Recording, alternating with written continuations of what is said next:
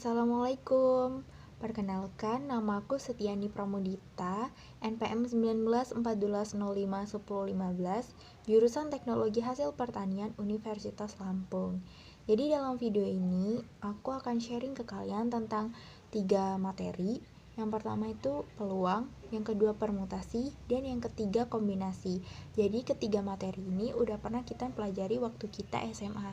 Jadi di sini aku mau mengulas secara singkat aja. Tapi sebelum itu, kalian bisa lihat dalam gambar di samping. Itu merupakan gambar permainan ular tangga. Pasti udah gak asing lagi kan sama permainan ini. Cara memainkan permainan ini adalah dengan melempar sebuah dadu. Tapi kita gak tahu pasti angka berapa yang akan keluar. Bisa 1, 2, 3, 4, 5, dan 6. Tapi kita bisa memperkirakan peluang munculnya mata dadu yang memang benar-benar kita inginkan untuk memenangkan permainan tersebut itu berapa. Jadi ular tangga di sini merupakan salah satu permainan yang menggunakan konsep dasar peluang.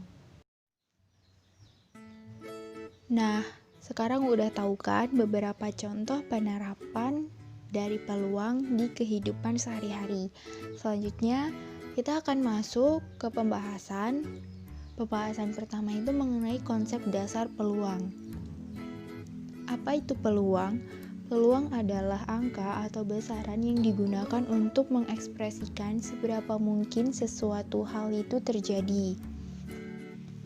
Tapi sebelum kita menghitung berapa kemungkinan yang terjadi atau sebelum kita menghitung peluang, kita harus tahu dulu nih teman-teman, apa itu percobaan, apa itu ruang sampel, dan apa itu titik sampel.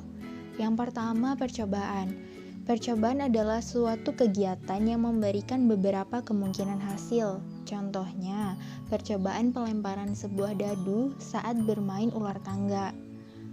Lalu, hasil apa yang kita dapat?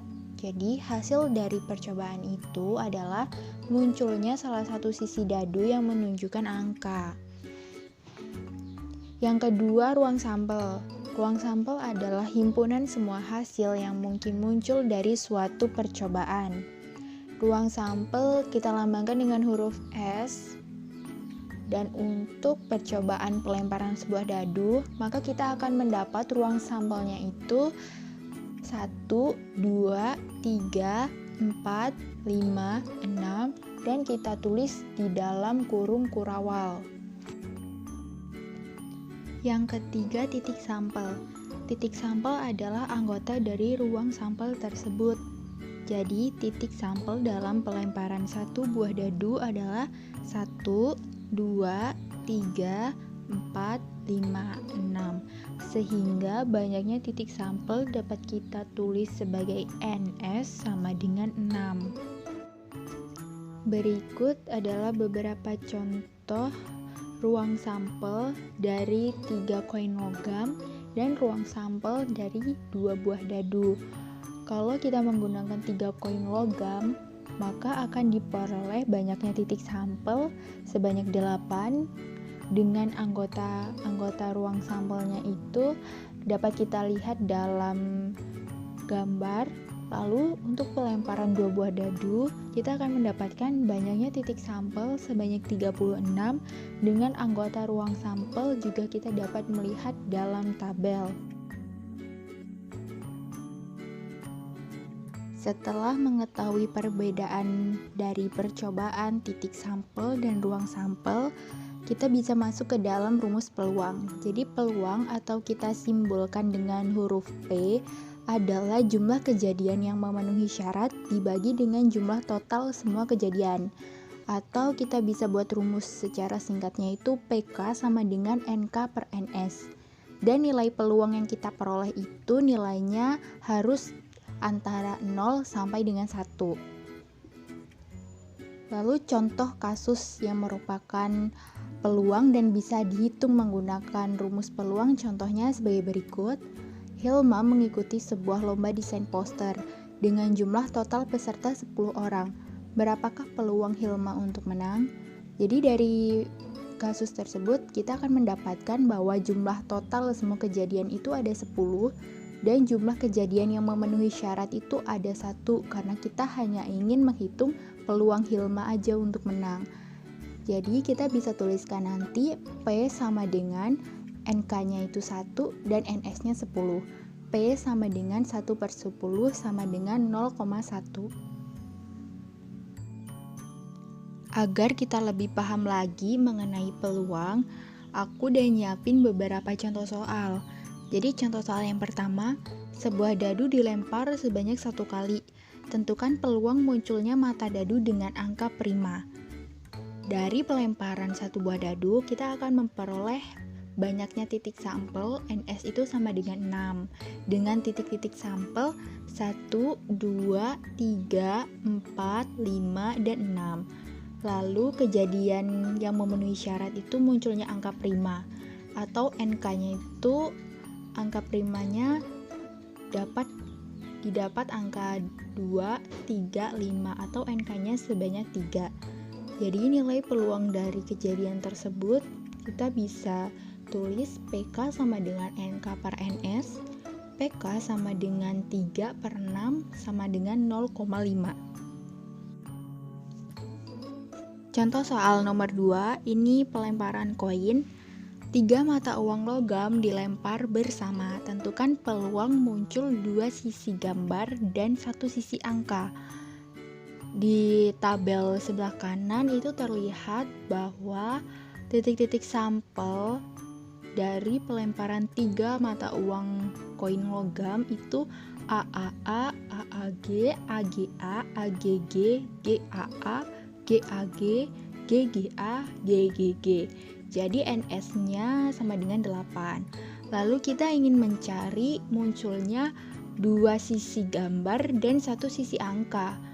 2 sisi gambar dan 1 sisi angka ini dari percobaan pelemparan 3 uang koin logam ditemukan ada titik sampelnya GGA, GAG, dan AGG. Jadi NK-nya itu sama dengan 3. Lalu kita bisa masukkan ke rumus peluang, yaitu PK sama dengan NK per NS. PK sama dengan 3 per 8, sama dengan 0,375. Kita akan lanjut lagi ke pembahasan selanjutnya, tapi ini masih ada kaitannya dengan peluang, yaitu permutasi dan kombinasi. Pasti udah gak asing lagi ya sama kayak peluang. Ini udah kita pelajarin di SMA. Jadi aku di sini cuma ngulang-ngulang aja. Lanjut. Jadi untuk merefresh kembali, kita harus tahu pengertian permutasi dan kombinasi. Permutasi adalah banyaknya cara untuk menciptakan susunan dengan jumlah tertentu dari anggota himpunan. Kombinasi adalah banyaknya cara menentukan anggota pada jumlah tertentu dari suatu anggota himpunan. Kalau kita baca pengertian-pengertian kayak gini, pasti bingung kan? Gimana cara bedain permutasi dan kombinasi gitu? Jadi aku udah buat semacam ringkasan atau cara yang mudah untuk kita bisa bedain permutasi dan kombinasi. Pertama, permutasi ya. Permutasi itu dilambangkan dengan huruf P.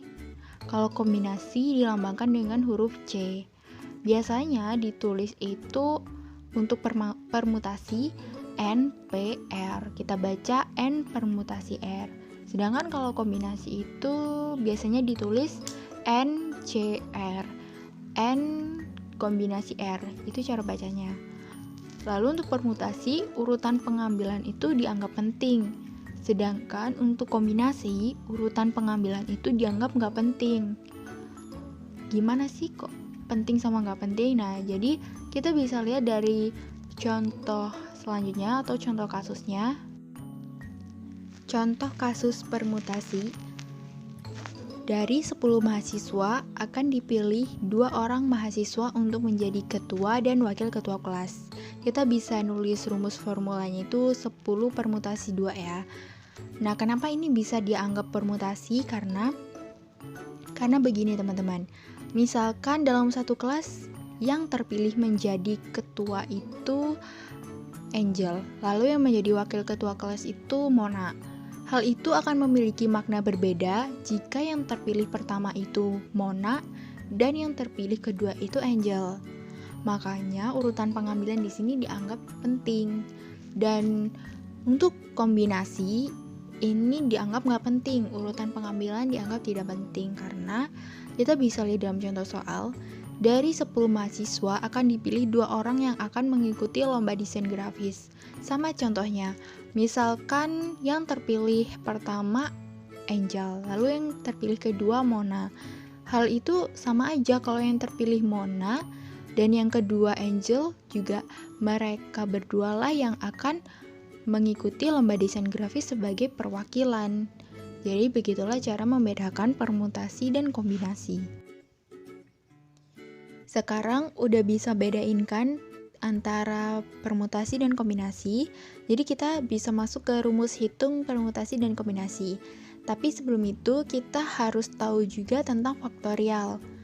Faktorial adalah sebuah ekspresi yang dilambangkan dengan tanda seru. Biasanya penyelesaiannya itu menggunakan perkalian mundur. Contohnya 4 faktorial dan 6 faktorial. 4 faktorial itu sama dengan 4 kali 3 kali 2 kali 1, dan 6 faktorial itu sama dengan 6 kali 5 kali 4 kali 3 kali 2 kali 1. Baru setelah itu kita bisa menghitung permutasi dan kombinasi. Karena semua perhitungan permutasi dan kombinasi itu kita menggunakan faktorial. Jadi kita harus tahu dulu faktorial itu seperti apa. Selanjutnya rumus permutasi. Rumus permutasi itu P buka kurung N, R sama dengan N faktorial dibagi N min R faktorial. Sedangkan untuk kombinasi, rumusnya itu C Rn sama dengan N faktorial dibagi R faktorial dalam kurung N kurangi R tutup kurung faktorial. Keterangannya itu N sama dengan jumlah semua unsur, R banyaknya unsur yang diambil, dan tanda seru itu maksudnya nilai faktorial. Agar kita lebih paham lagi mengenai permutasi dan kombinasi, kita bisa berlatih dengan contoh-contoh soal berikut. Jadi yang pertama, suatu unit kegiatan mahasiswa akan memilih ketua, sekretaris, dan bendahara dari 10 anggota terpilih. Tentukan banyaknya susunan yang bisa mereka pilih. Dari soal tersebut kita bisa identifikasi dong itu permutasi apa kombinasi.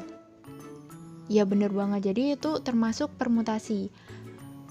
Kita bisa ketahui bahwa R-nya itu sama dengan 3, lalu N-nya banyaknya anggota itu sebanyak 10. Jadi kita bisa langsung masuk ke rumus permutasi. P NR sama dengan N faktorial dibagi N min R faktorial. Kita bisa masukkan angka-angkanya 10 faktorial dibagi 10 min 3 faktorial. Lalu kita akan memperoleh hasil perhitungan 720 cara. Jadi banyaknya susunan yang bisa dipilih adalah 720 cara. Contoh soal nomor 2. Virus pergi ke pasar untuk membeli 3 jenis buah. Kita nggak tahu 3 jenis buahnya apa, terserah mau jeruk, mangga, apel, itu terserah. Jika di toko buah terdapat 8 jenis buah, maka berapa kombinasi 3 jenis buah yang mungkin dibeli oleh virus? Nah, ini udah jelas banget ya di soal udah ada keterangan kombinasi. Jadi yang dicari di sini adalah kombinasi. Diperoleh R-nya itu sama dengan 3 dan N-nya sama dengan 8. Bisa kita masuk ke rumus kombinasi. C38 sama dengan 8 faktorial dibagi 3 faktorial dalam kurung 8 min 3 faktorial. Kita tinggal perhitungan secara matematis, itu nanti diperoleh C38 atau 3 kombinasi 8 itu sebanyak 56.